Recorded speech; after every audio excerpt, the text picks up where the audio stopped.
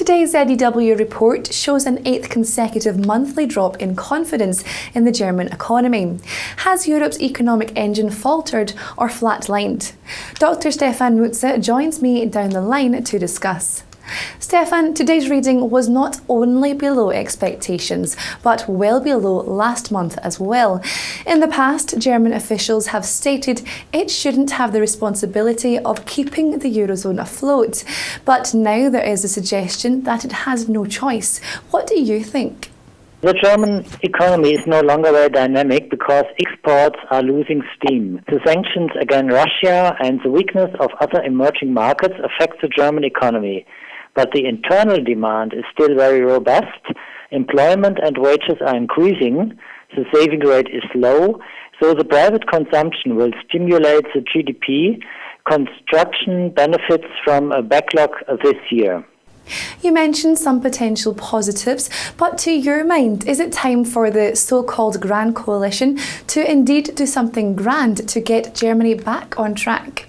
The Grand Coalition shouldn't make a special business cycle policy, no demand management, but it shouldn't add permanently new social benefits as the pension reform and not increase production costs.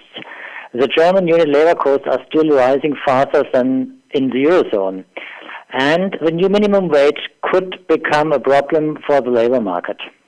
On Friday, we'll have the hard figures. According to some economists, Germany's GDP is set to show a contraction of 0.1%. Now, it may only be a fraction, but this economy is meant to be the engine of the bloc. What would this mean for the German economy and also the Eurozone's recovery?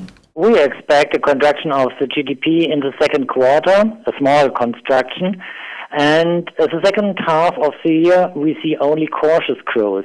So we have decreased our growth forecast from 2% to 1.7% for 2014. The growth in the Eurozone will reach only a maximum 1%. Growth should continue moderately in 2015. We don't see a recession.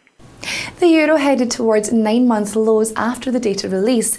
Will these figures put further pressure on the ECB to pursue a different policy path? And what is your outlook for the single currency? The ECB policy is already very expensive. I think the central bank will pursue with this. The euro should become even weaker.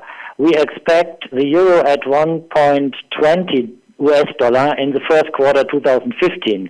Because the Fed will increase Fed funds rate at the beginning of 2015. Stefan, thank you.